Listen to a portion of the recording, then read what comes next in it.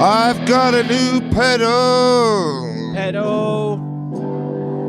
I've got a new guitar pedal. He's got a new guitar pedal. If ZFX wanna send me some pedals, me and Brad, Send us more pedals. send us some pedals, ZFX. Welcome to the mouth of Manliness.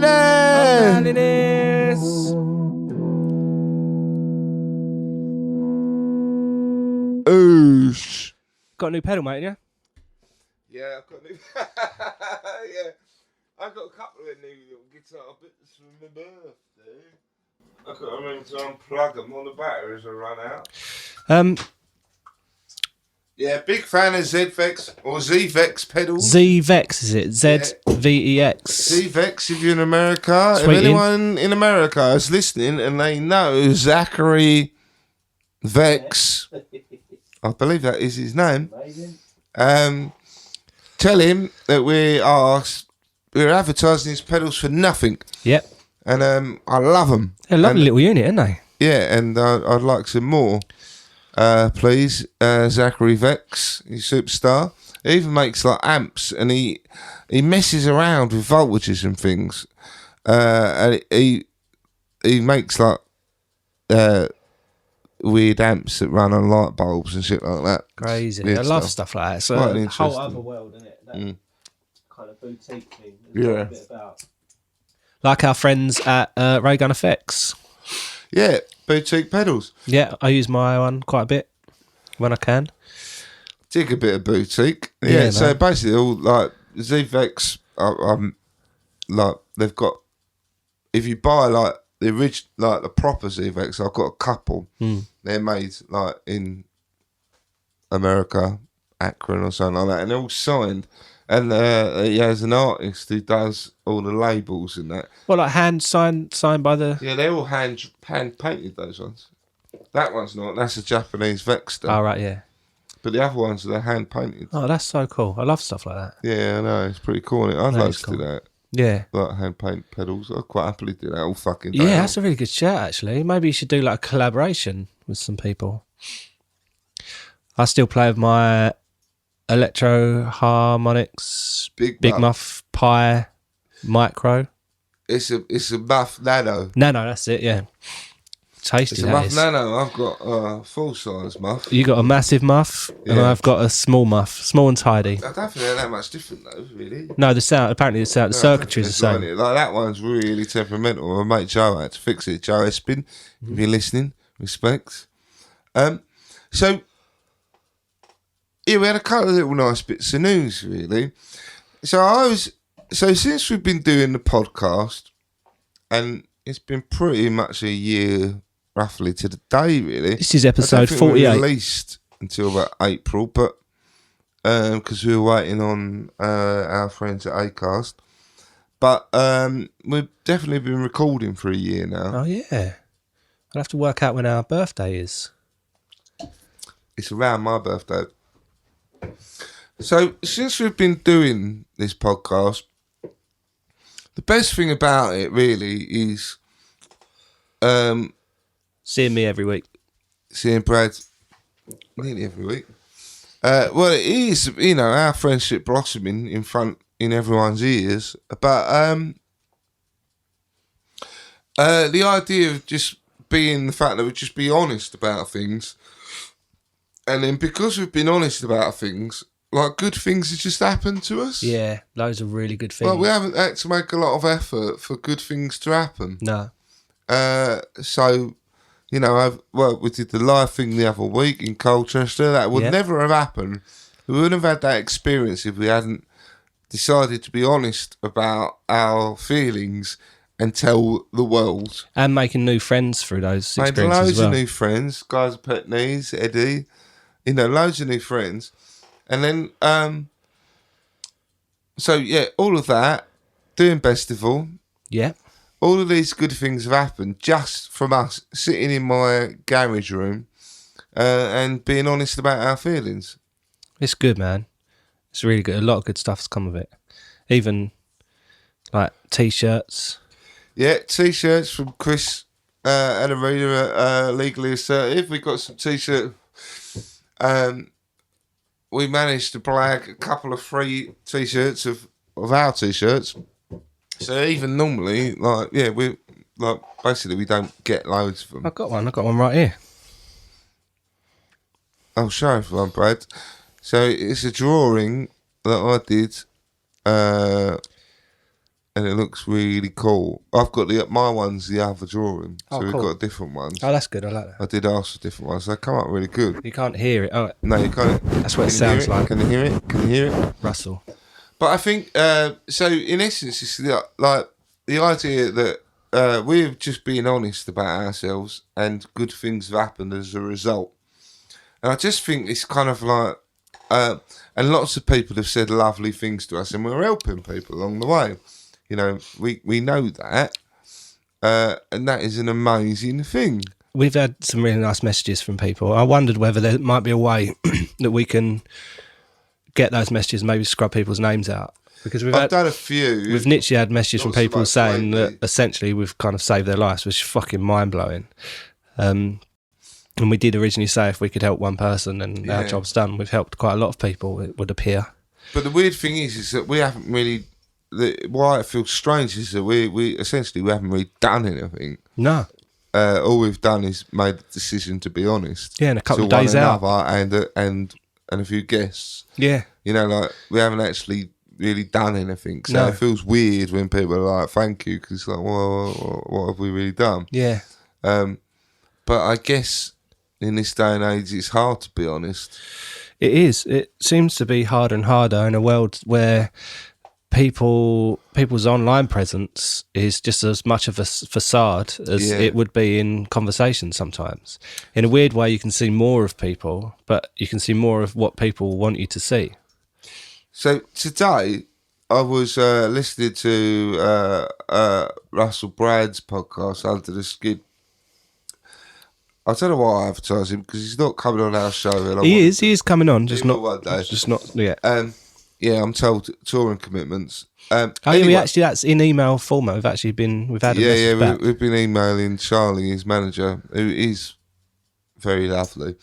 But I was listening to his podcast with Fern Cotton, and I didn't realise Fern Cotton suffered like severe depression and anxiety. So she's in our gang. Yeah, and they were talking about it, about how, you know, people are like really responding to it, and her podcast has done amazingly well. She's written 3 books about just that topic. Yeah, we've got about her own depression. Yeah, which I think is amazing.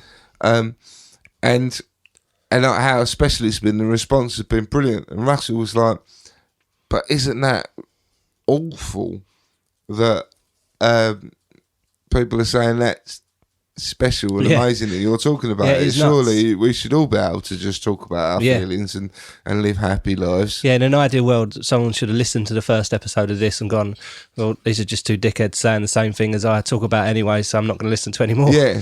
It's fucking nuts, really. So it's kind of awful that it's indicative of a pretty fucked up, horrible society where all we care about is what we're going to have next and our money. Yeah.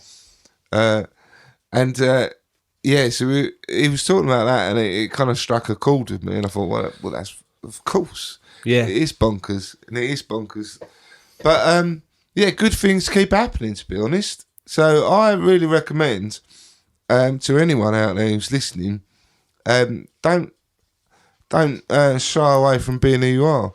Like, there's, like, you know, they say... a lot of people will do it when they've been through or they're in the 12-step program, and they saying their truth, and I hate it. And for a long time, I really struggled with it. But actually, now I kind of think it's quite a good term, because I might be talking my truth, and that'll be about like my family have upset me. Their truth is different. So actually, to say that's my truth, that doesn't mean that you're beyond criticism. often I think people say, well, that's my truth, and that means that you're beyond criticism. That's not true.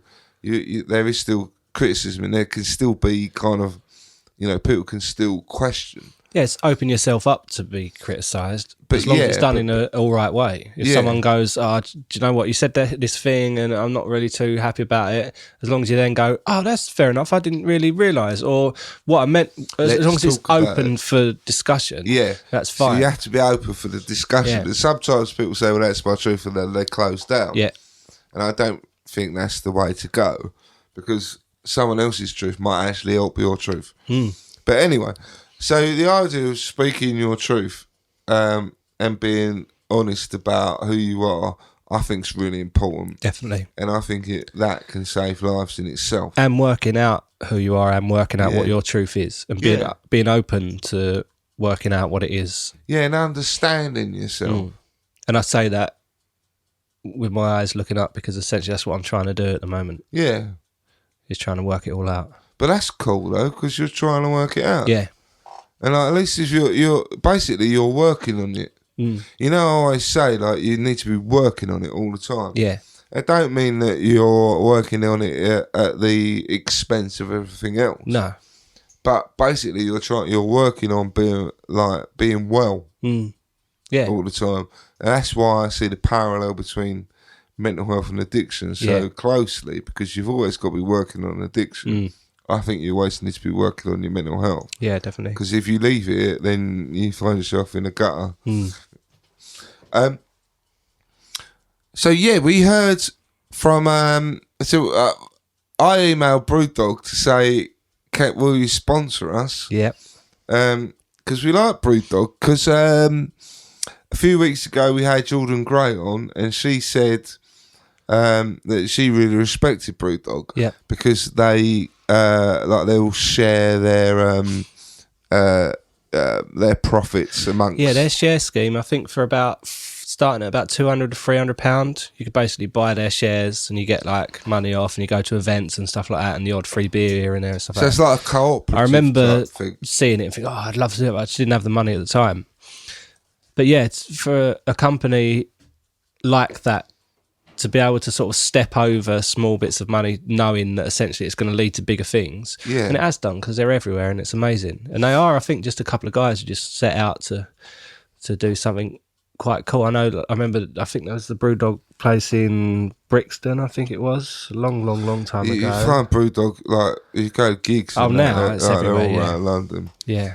But yeah, so I messaged them and said, will you sponsor us? And they said, no, we won't sponsor you, but we'll give you some free stuff. So they're going to send us a load of free booze and that, Yeah.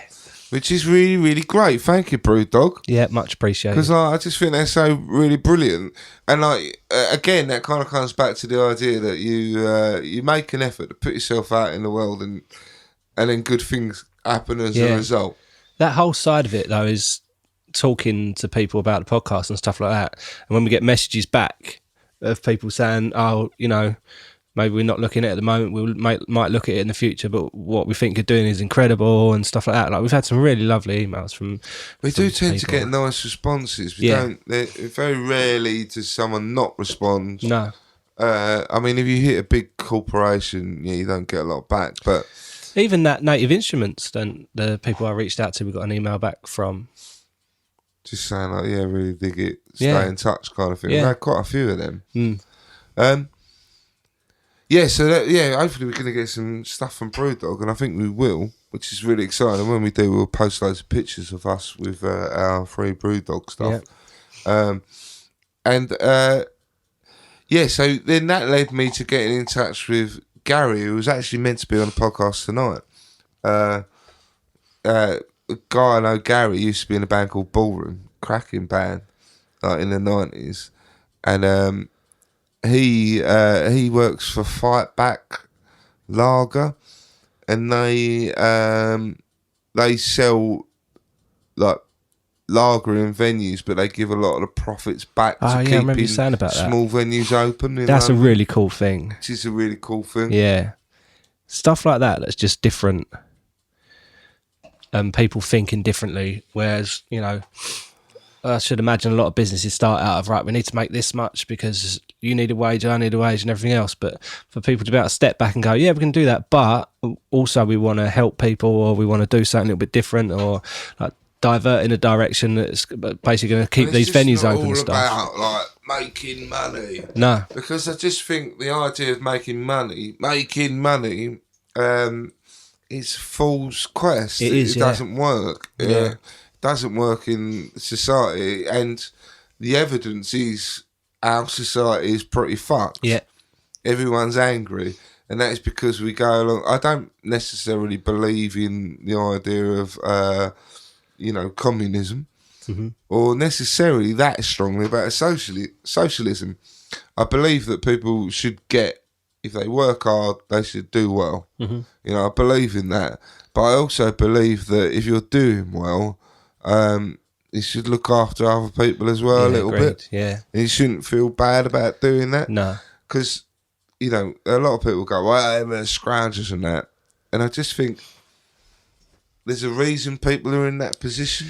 Even like the Tyson Fury, the boxing thing the other week, it's given away, like, I don't know whether it's all of the, probably like £9 million or something to certain charities and stuff like that. And I just think, like, that's amazing. And it's like, I've earned enough money. Yeah.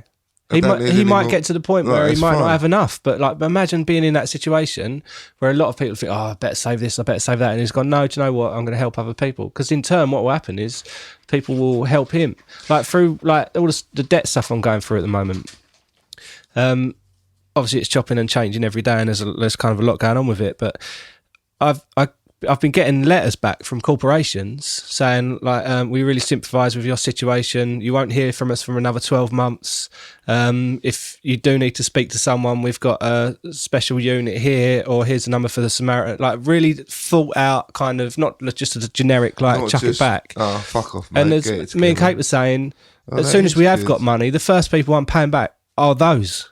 And I will make a point of saying, like, obviously there's a lot of other people we're trying to pay back, but just so you know, out of response to the letter that you sent, we've made we basically want to pay you back sooner because of how you've reacted. And Barclays as well. Barclays Bank have been unreal, absolutely incredible. Yeah, I suppose the problem comes when at some point you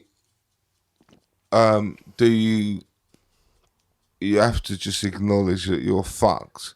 Yeah. And like and they're being nice, but they're like, I can't be nice anymore because I'm fucked. Yeah. Do you know what I mean? Like, at some point, like don't lose sight of actually you're treading water. Oh yeah, of course, like, yeah. And at some point, you could. I always think you should always strive to be nice and be kind, but if you're really fucked, sometimes you just got to look after. Yeah, it's true. Like those around, like you and yours. Yeah. At that point, I think you're allowed to be selfish. At some points you're allowed to be selfish. Yeah. Because there are points when you're like, we've got to keep it fucking together. I've got kids. I've got to be selfish for a bit. Yeah. But then when you're through it, then you can stop being selfish again. Yeah, and I will do. Like, it's not being selfish because it's not just you, is it? No. That's what I mean. Yeah, of course. And what's been difficult for me is, like, I consider myself to be generous and helpful and stuff like that. A lot of that generosity quite often came in conjunction with having enough money to help people, or I'd see that as kind of like a money block, really. I haven't got any money, so I can't really help anyone. But sometimes help is just a text message or a phone call in a certain direction. Yeah, that's what I was going to say. Help is very, very rarely financial. Like, someone could be in all kind, like I don't give you money, but I try and help you. Yeah, you do help me loads. Or try and make things a bit easier. Yeah. Or try and go like, well, But it's those. So it's not like I'm not giving you money. You can still be helpful with yeah, that of course. Money. Sometimes it's just going, do you want to talk it through a bit? Yeah. And like, not to sound kind of superficial, but like what we were saying before is, like, when people do acknowledge what we're doing and they send us stuff, like Mark Julian from Canada is sending us one of his books. Yeah. Like, that's amazing. I don't even know how much it costs to send a book to this country from Canada, but he's doing it. Yeah, it's going to cost at least $5, probably more. And like little things like that make me feel amazing. Yeah, I know, it really does though, doesn't it? Yeah. It's like, you don't really need a lot. Like, acknowledgement, like Lee giving us a book when we did the live thing the other Lee week. giving him a book, mate, I nearly cried. And like, Neil Pye giving us the Pokemon card the other day. I was in tears, exactly. mate. I was in absolute tears. Exactly. So cool. But don't you think it was lovely after Neil Pye being on, he then felt invigorated to start doing something for himself? Yeah. Like after the conversation with him having a really tough time and all, and then he came on here and then he felt invigorated to do something for himself. Yeah. And I just think, fucking hell, like we're doing, like, that makes me feel like we're doing something special. Definitely.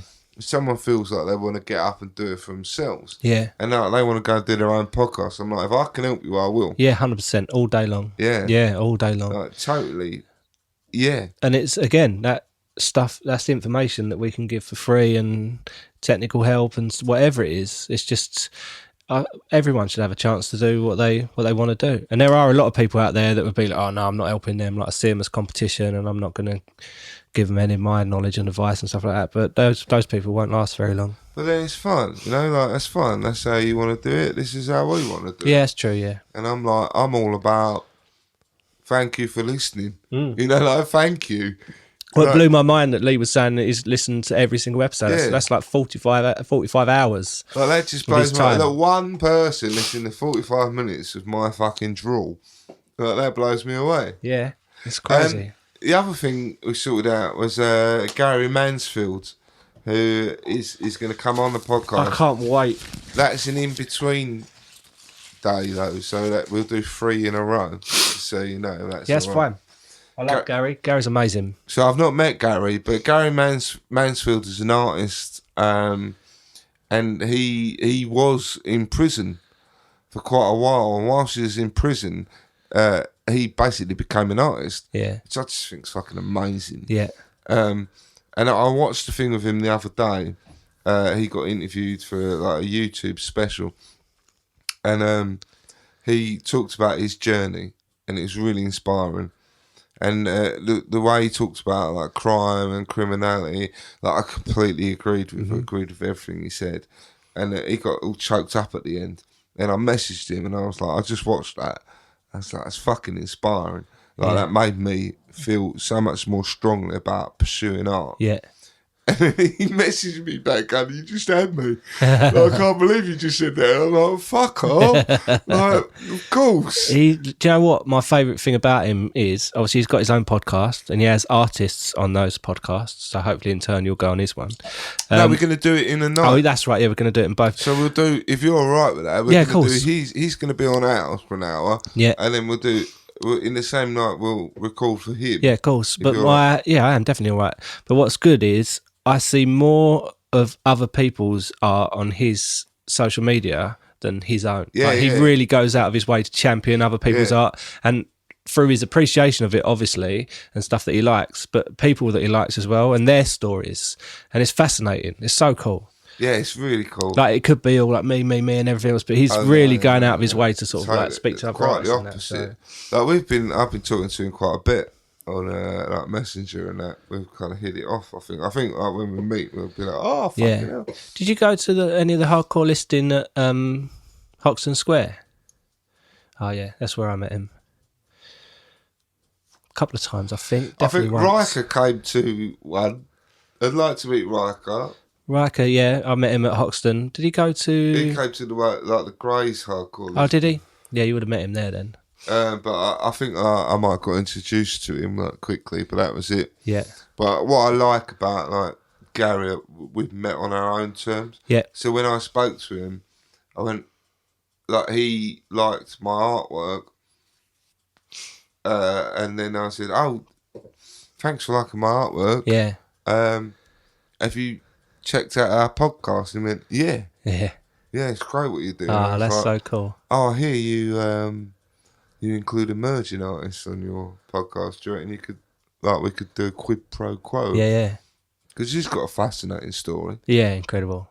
And like, it's a real story of triumph over adversity. Yeah. And I love those kind of stories. Have you seen the artwork that he does? That he draws pictures, but he draws them with like the ticks. You know, in prison movies and that they write on the wall how many days they've been inside, like five with a slash. Yeah. When you zoom in on his pictures, they're all made up of the little ticks, and that's cool as fuck. I know. That's so like cool. A little padlock, and I was messaging him. I was like, "Fucking hell, that must really do your head in." He was like, "It does. It really does my head in." And I've been messaging him loads. Oh, that's good. I'm really pleased. That's really nicely. cool. Again, it's just another nice thing to come out of other nice things. Well, that's what I mean. Like, just out of the idea that you just talk to, like, I get to feel like more of an artist by talking to other artists, just through the back of fucking being honest about my feelings. Like, I just think if you're honest about your feelings, amazing things can happen. It's just ridiculous. There are good things that happen to us just because we've been honest. Yeah. It's like attracts like, I think. Also, a friend of mine, Jim, I'm trying to secure a date for. So he goes by the name of Onyx in his artwork. Oh, yeah. And he basically makes these sculptures out of stuff that he finds. Mate, they're fucking insane. Like, from a distance. Do you know his website? Yeah, I'll send it to you. You showed me some of his stuff. Yeah, I'll send it to you. He's up for coming listeners. on. Oh, his name's Onyx. I can't remember his website, but yeah, just if you go on my social media, I'm following him. I think he was doing like a regular job and everything. He had some kind of accident, ended up in a coma, and just went through like all these hellish nightmares of like war and rape and all this sort of mad stuff. He was basically obviously awake in his head, and he saw all this stuff, and he's kind of used that, and it's inspired his art, and it's incredible. You know, when something's like so well executed and so well done, it's really neat. And like, I'd done a couple of bits of music for some of his videos, so I'd seen the videos that they'd done, and then I went up and met him in London and see it firsthand. I cried straight away. It's it fucking. was his place, wasn't it? Because that's where we were talking about it. I can't remember. We have to definitely get him on because I reckon I'm quite I kind of approach art. His story is like amazing, and his artwork's incredible. His artwork, I think, it's just a date lined up. We've got our little list of George Lamb as well. George is up for coming on. It's just tying him down, getting a date. We've got some good people, mate. Yeah, we've got we've got guest books up and to the end of the summer, basically. Yeah. Yeah, and a few more that have asked, I just haven't put in the list yet. So we've also got a long-term listener, Remy, who emails us once in a while, really. Yeah. And he's a really lovely fellow who lives in Canada. Yeah. And he was saying the other day that he prefers the episodes when it's just us. Yes. And I was saying that,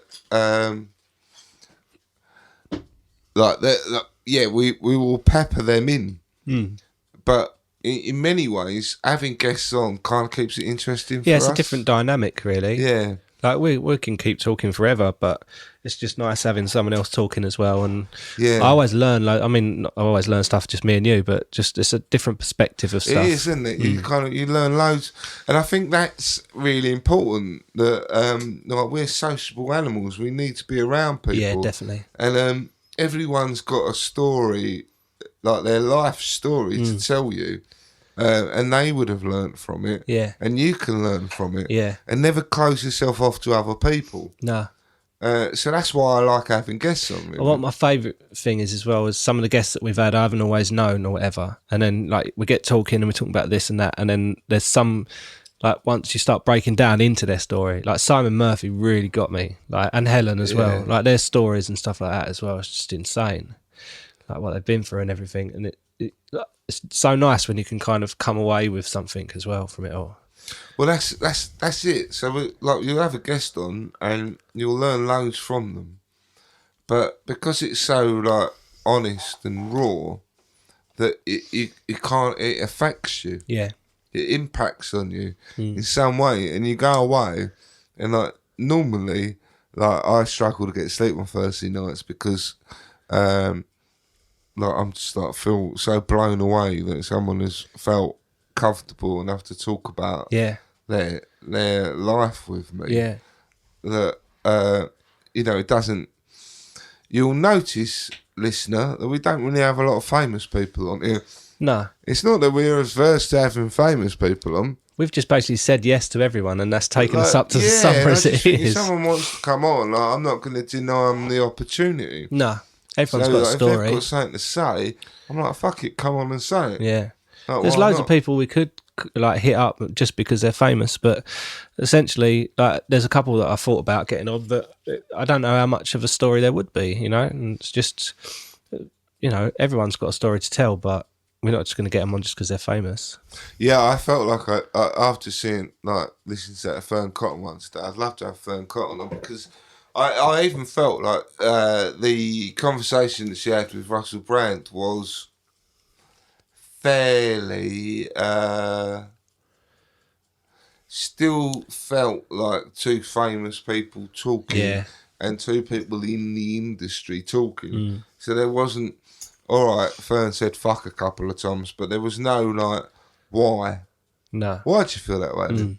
Like, where's that come from? Yeah. And I just think those why questions are the ones that just aren't really asked. Yeah. And I feel like we do ask that. Yeah. And that's what makes it special. Yeah. So I didn't feel like there was a lot of depth. And yeah, and I'll be asking those questions. Quite often as well, like within the industry, people are super busy and they've had to squeeze in like 2 hours or an hour. So it's can be quite hard to switch on a lot of emotional stuff. And like normally for the first sort of half hour, 45 minutes, people are in their radio mode or in their actor mode and stuff like that. So you kind of got to break that down a little bit. That's why it's nice that we can, you know, we say we're an hour, but we can go over longer. We tend to break down that kind of stuff pretty quickly, though. Yeah, that's true. I liked looking at Jordan's one back, and at the beginning she was like, I love it already. Yeah, yeah. She's so enthusiastic. But it was like, oh yeah, no. But the idea of making, like, not being afraid to be vulnerable, not being afraid to be an idiot. Yeah. Like, yeah, we're idiots. Yeah. You know, just kind of going straight out there and just kind of laying it out there straight away. Yeah. Like, you're instantly making a fool of yourself. Yeah. Like, so, like, yeah, why do we play guitars at the beginning? Yeah. It's an instant, it instantly breaks down a barrier. Yeah.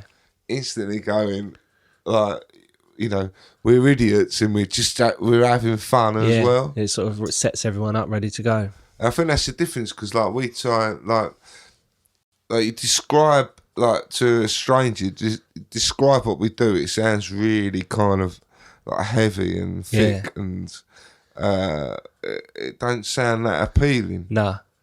But then, like Lee was saying, like he'll be laughing out loud. I love the idea of people, and funnily enough, I got a message. Lee had spoken about it, and my next door neighbour David had mentioned about the Castle Grayskull thing that I'd said about, and they'd like burst out in laughter. And I'd literally, that was just a story because we were talking about drawing or whatever, but like I kind of forget that people are actually listening to this. Yeah, and he was saying, like, he literally, like, it was in fits, like, he nearly threw up, like, listening, like, running along listening to it. That's crazy, isn't it? So, like, for me, when we do it, I try and be in the moment. And in my life, it is probably the only time when I'm in the moment at that point. So I make no apologies to that I might ask too many questions. I think I said it at the live one. I was like, no apologies. Like, I swear, stuff. Like I'm going for it, because this is the only time I get to totally do it. Yeah. And when we do this, I think it's the only point in my life when I'm totally in the moment. Yeah. Like the rest of the time, I've got other shit going on. Yeah. And I can't let myself go. But I feel like this is our show. Yeah. So I can be who the fuck I want to be. That is true. I have good and bad days with that. Sometimes I'm a little bit shyer than other days. But that's fine as well. But do you know what it is, though? Is because I wasn't for a really long time. And the reason I wasn't is because I had false confidence in drink and drugs. And I would always, that version of me seems so far away. I'm kind of like relearning my own thing. Relearning But what, and I know are. it's not ideal for a podcast, but I like to sort of listen and react now. Yeah. It's something I would always like want to fill the silences and be the first to sort of talk about what I was doing or anything else. I've spent my whole life doing that. And since we've started this, I've kind of stopped doing it. And I've quite enjoyed just sort of reacting. It's quite nice for me. It's quite No, but that different. works though, because like I want to fill the silences. Yeah. But then I'm not saying that's a bad thing. No, It's just different. But if we both did it, Yeah. it wouldn't work. No. And the fact that one of us does it, Yeah. then that's fine. Yeah. And then you sit back and then you go, oh, what about this? Yeah. So it works Yeah, because it's we're cool. not both doing it. Yeah. But for me, I'm like, most of the time I'm trying desperately not to fill the silences. But then when we're here, like I do spend a lot of time trying not to fill the silences. No, I'm glad you do, because Otherwise I I've would got to just be think. talking. Yeah, and then I've got to think about things. But I just think like this is our show. So if I want to talk, I'm going to talk. Yeah, I'll make you right. So, and there's something really empowering about that. Brad's messing around with his barnet. I took my hat off. Quite good. I'm growing it. I've taken my hat off, and I've been washing it, which is apparently what you're supposed to do. There was so quite often when I'm in my car, I listen to Radio 4 because I find if I listen to too much music, it really fucks up, makes my tinnitus worse. Oh yeah. And so I was listening to Radio 4, and they were talking about like Brits' washing habits. Yeah.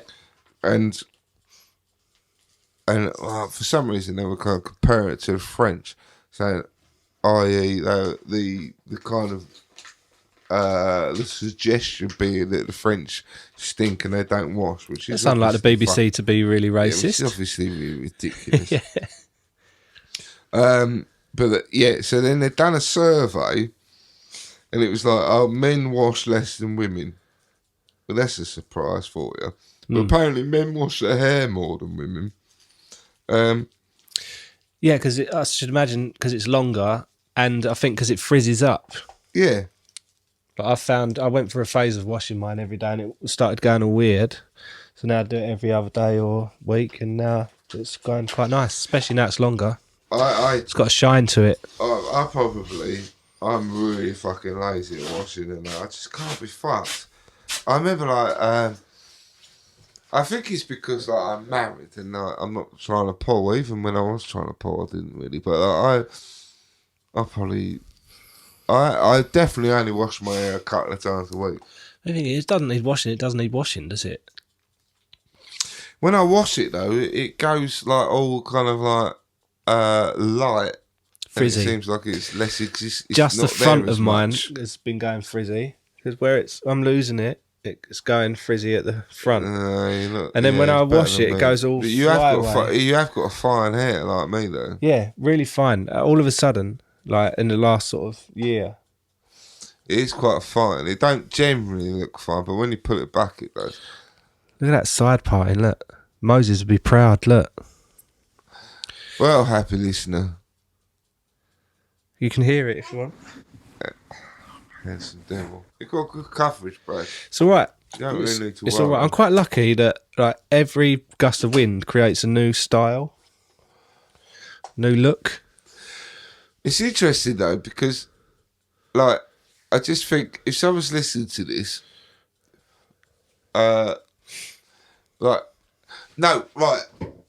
this is it. So the other day, and if you don't listen to Radio 4, I really recommend it. There's too much fucking news on it, but apart from that, so have you seen Fleabag? I haven't yet. It's on my list. It's really, really. Yeah, I've heard good. really, really good things. I can't wait to watch it.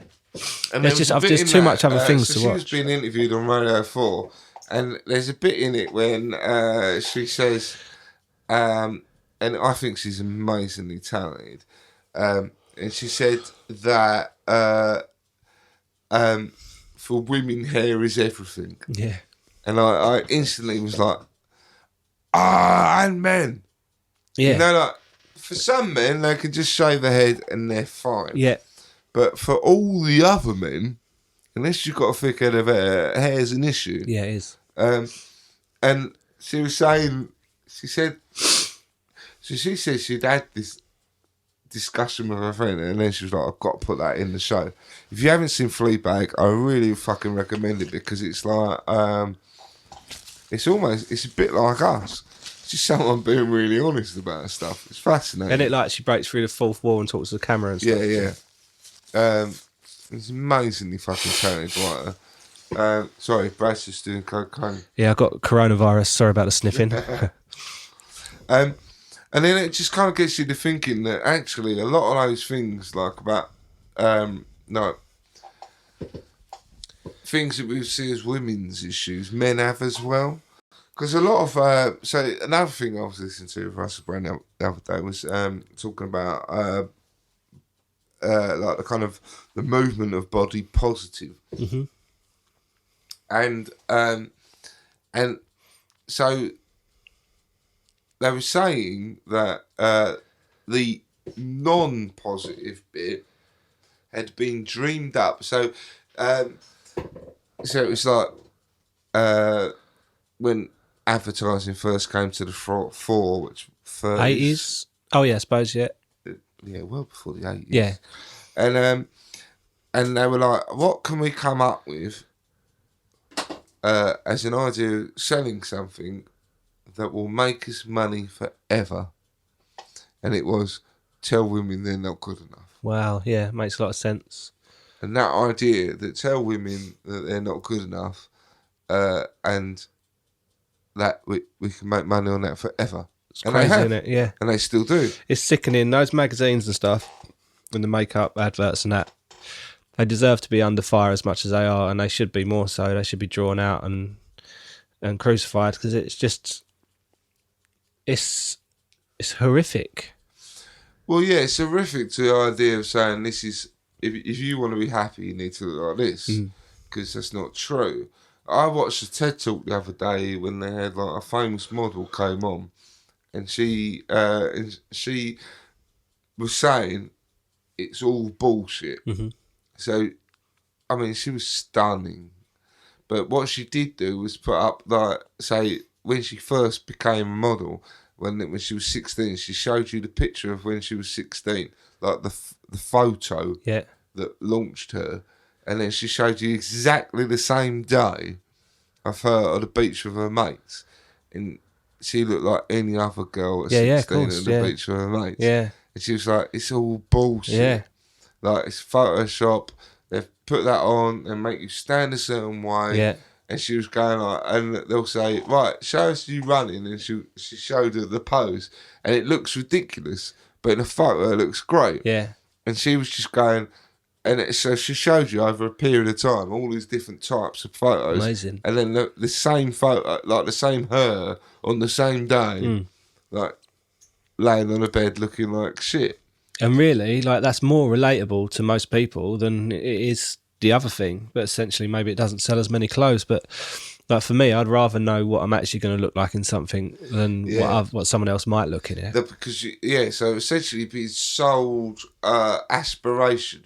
A lifestyle sometimes. Yeah, so everything's aspirational. Yeah, they're running up and down the beach. I want to run up and down the beach, so I'm going to buy the same pants as them. So I'll look the same, but yeah, you know, they don't actually look like that. And I will definitely not look like that. I think that applies very much to men as well now. Like men, you know, part of the kind of revolution of men, like the boundaries between men and women breaking down, is that, well, like a kind of a side product of that is that they can now apply that same advertising to men. Yeah, it's crazy. So it's like, if you're not a muscular man and you haven't got, you know, you don't look like a footballer, then you're shit. Yeah. And again, like, that's all bullshit, of course. It's kind of my favourite thing that, like, at the time when I was driving around London in a van and everything, and I kind of started to see a shift in how people were kind of looking and dressing, and more people were wearing glasses and had like frizzy hair and checkered shirts, and it disappointed me that they were labelled kind of hipster, because I've always kind of dressed like that anyway, but like it made me feel really good and comfortable. It was like geek chic almost kind of thing. It's like seeing it like what was so alternative for such a long time was kind of in the mainstream. I don't really believe in like whole fashions. Take it like no one's deciding this whole thing. Like stuff you can go one place and see one person dressed as one thing and one person dressed as another thing, but like it's always nice to see when it's not like the zeitgeist, like the norm when something's like a little bit kind when of the weirdos become the norm. Yeah, that's it. Like that feels good. Yeah. But then there's also like a big element of that that's like, oh no, I'm not special anymore. Yeah, maybe. Like that kind of fucks that up a little bit. But in the same regard, it's like, yeah, you're still not, you're still not getting images of like big guys, are you? No.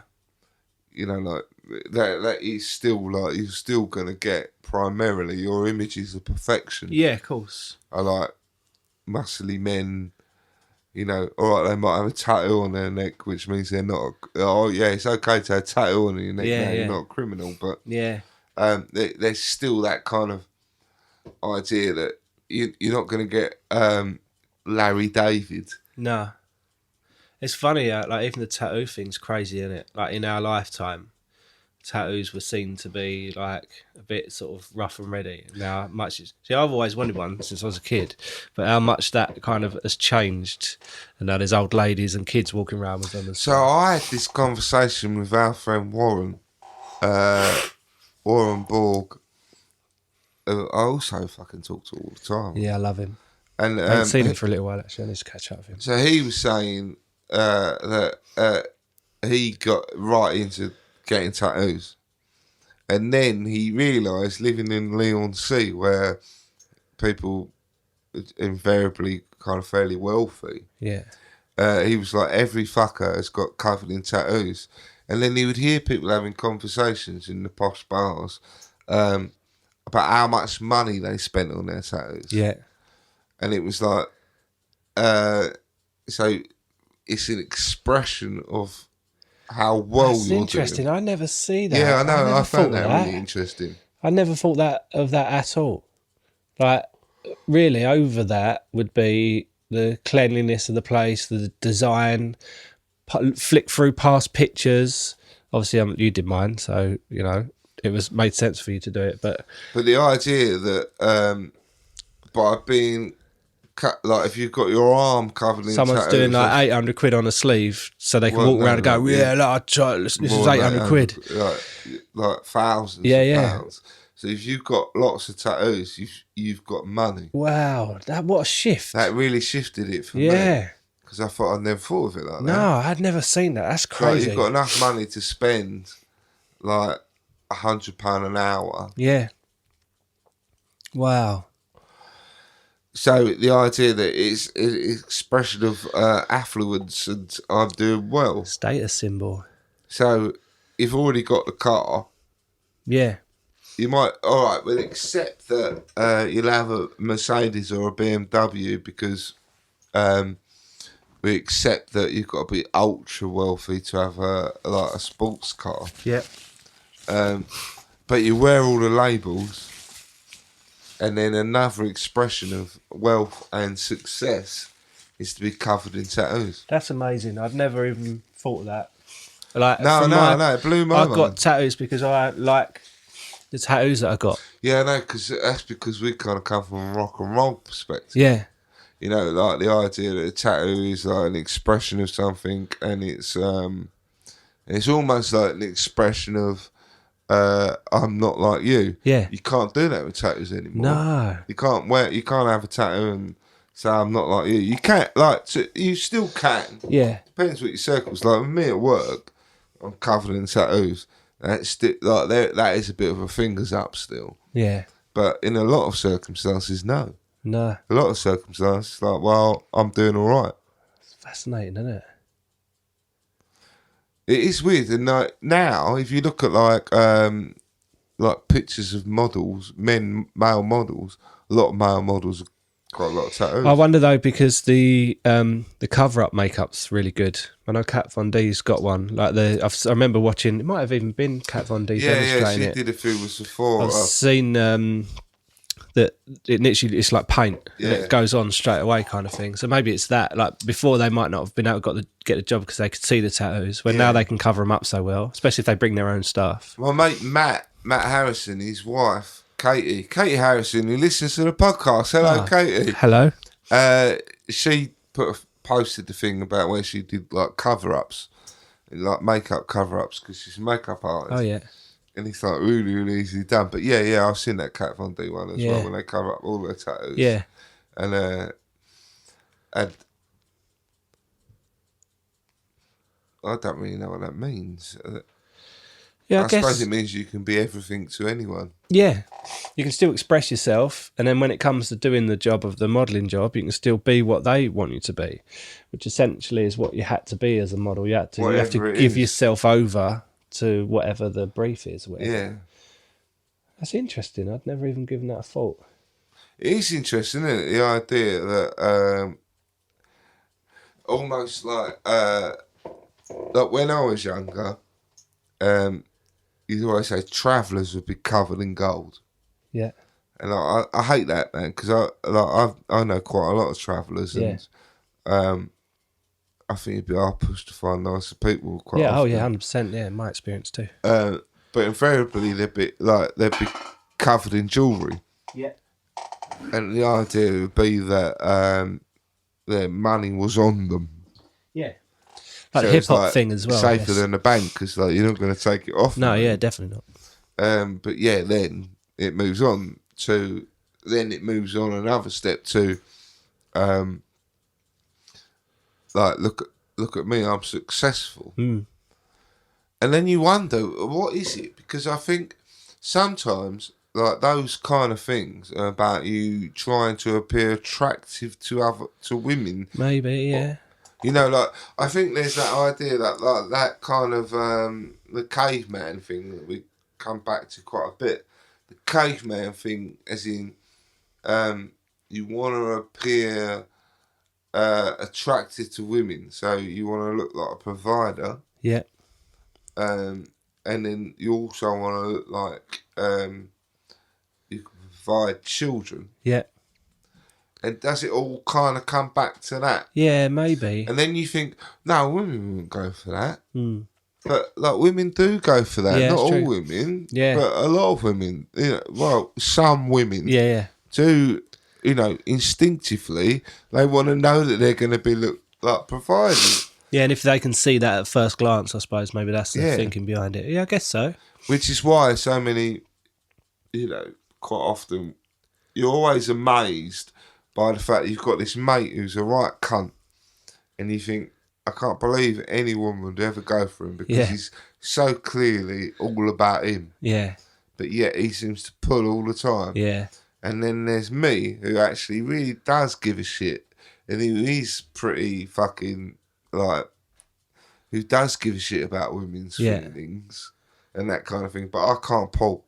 Nah, it's funny. I think maybe it's like a confidence thing. It is. That's what like, I think. Even back to like the money thing. Like one of my favourite people was Steve Jobs, because out of everything that he had and everything else, he wore the same brand and type of blue jeans and the same colour shirt. He literally had like 10 of these shirts and 10 of these jeans and stuff like that. And when people get to a point of wealth but don't have to dress like it, that's always kind of fascinated me. Right, so there's this whole other school of thought. If you know, like, there's Grayson Perry did a documentary about it. So people who don't have money want to look like they've got money. Yeah. So invariably, that's when you see your people walking around in your really over the top Gucci trainers or gold Mercedes. Yeah, really over the top stuff, because they want to look like they've got money. Yeah. But people who have got money are normally embarrassed that they've got loads of money. Yeah. So old money. Yeah. So old money in England, those people normally they'll have slightly Humble. worn out clothing. Yeah, I like that. And So they don't want to show off the fact they're almost embarrassed that they've got money. yeah, and I feel that's kind of a bit of a superpower then, because Yeah. like I like the idea of someone maybe like catching you off guard, and then you've been able to do something nice for them, and they don't really sort of realise that kind of Problem is, like, though, it doesn't normally work that way. no, So normally the people who have got loads of money, they normally mix with people who have got loads of money. yeah, that's true. So they wouldn't ever be at a point where they would do that kind of thing. That book I've been reading today, the Rich Dad Poor Dad one, and it says about the reason people are rich is because they don't spend their money on fat gold chains and Mercedes and stuff like that. Certainly coming up anyway, they're literally just putting their money into like assets. If it's Investing. if it's not bringing money back in, they won't put money into it, kind of thing. It's really simple logic, but it can be hard to get your head around when you've had 40 years. You have to have enough money to be able to have enough money that you could invest and still live well. Yeah, of course. So for us, but you change your means. So you live by your means. Yeah. If it means moving and just eating beans or whatever every day, and it's only for 4 years, knowing that essentially you're going to get the returns afterwards, that's the mentality of the rich. Yeah, and the that's wealthy. similar to Gary Vee, isn't it, really? Yeah, exactly. Yeah. So, yeah, be prepared to go without for the overall goal. Yeah. But if you come from not having much, Yeah. then obviously you want to have. Yeah, and when you can have, and all of a sudden you do, and then you're 60 grand in debt. And then you spent all your money. Yeah. Yeah. Yeah. It's interesting. It's interesting because just like the slave to money, like Bittersweet Symphony, you're a slave to money and then you die. Yeah. And it's like Ashcroft probably nailed it. Yeah, 100%. Even like they're talking about all the retirement ages and stuff like that. I think that normally comes up when a lot of voting and the politics side. It's like a bargaining chip. Yeah. But yeah, I don't know whether they're thinking or whether they are moving it up to 70 or something like that.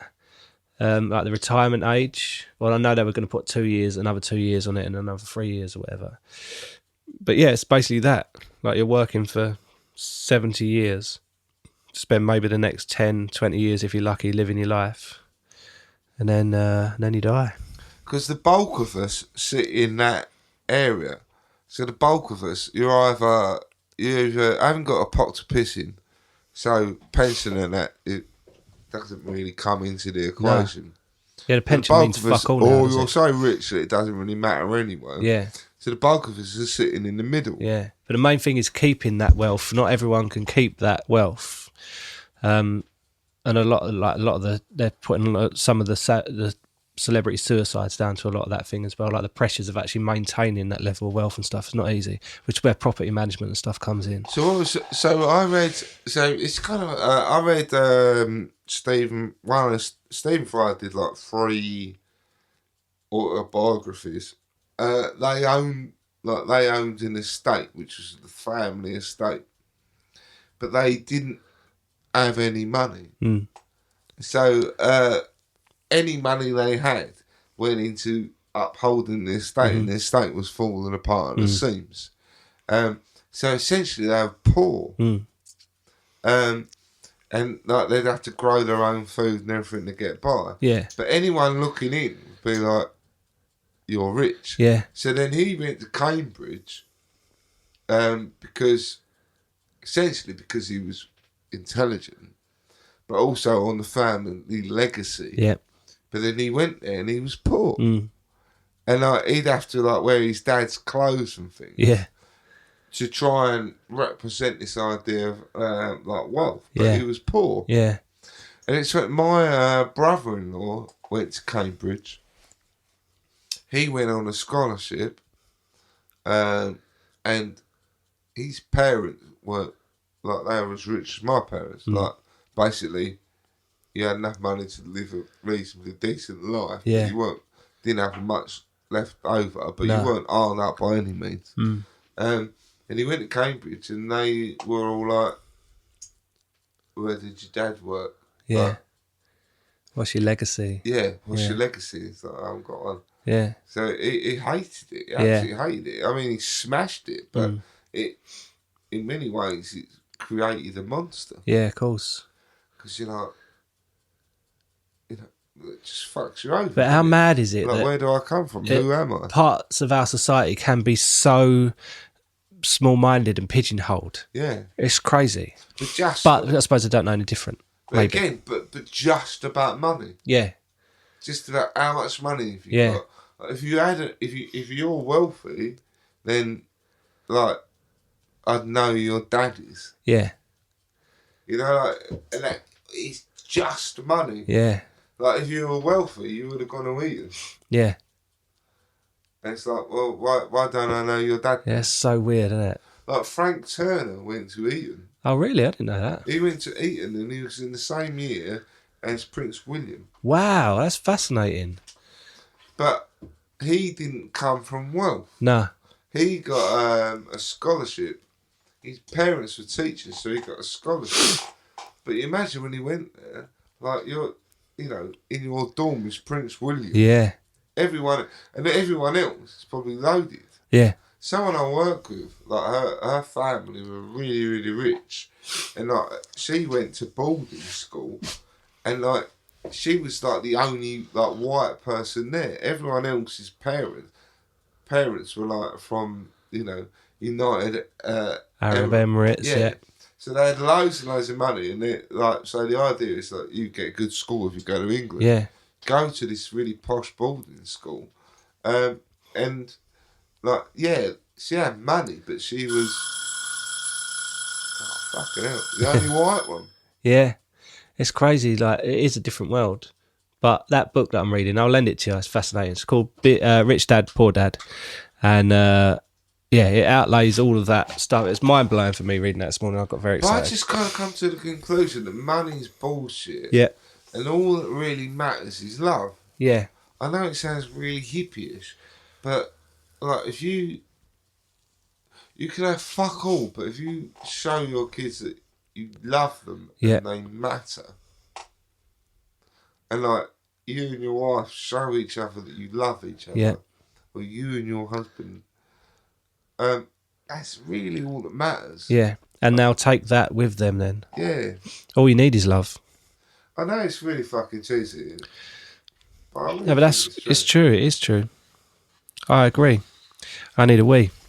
Right, goodbye, everybody. Thank you for listening. Thanks for listening again. You mean the world to us. Yeah, you do. All you need is love and an Apple iCast. iCast. I'm fucked. iCast. Anus cast. Dogs cast. Shipping forecast. Bye-bye. Love you, bye.